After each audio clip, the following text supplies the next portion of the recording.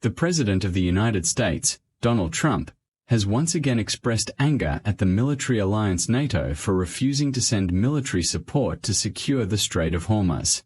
He warned that the United States might also choose not to support NATO when needed. Speaking at an event in Miami on Friday, President Trump said, "It feels like they, meaning NATO, don't even exist. We spend hundreds of billions of dollars on NATO every year and always stand by them. But based on their actions now, I don't think we are obligated to do that anymore." He added, "If they are not with us, then why are we here for them?" But I think a tremendous mistake was when NATO just wasn't there. They just weren't there.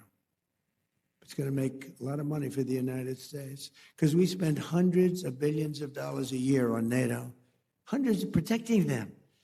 And we would have always been there for them, but now, based on their actions, I guess we don't have to be, do we?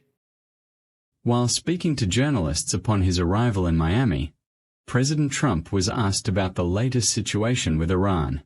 He responded, "They are collapsing. We are talking to them, and they want to make a deal." He further said, "It's very simple. Our military is the best in the world. It is far ahead of everyone else." Decimated. They are talking, we are talking now. They want to make a deal. Very simply, our military is the greatest in the world by far.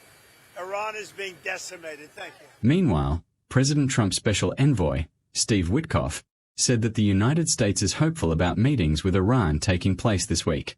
Speaking in Miami, Witkoff said that communication between the U.S. and Iran is ongoing.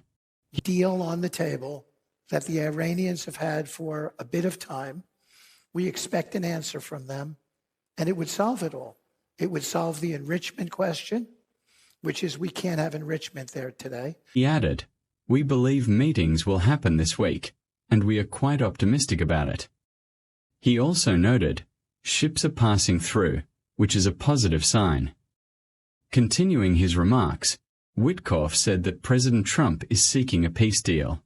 "We have a 15-point plan that has been with the Iranians for some time, and we are waiting for their response." Looking to see the dissolution of the Iranian people. We think they're very good people.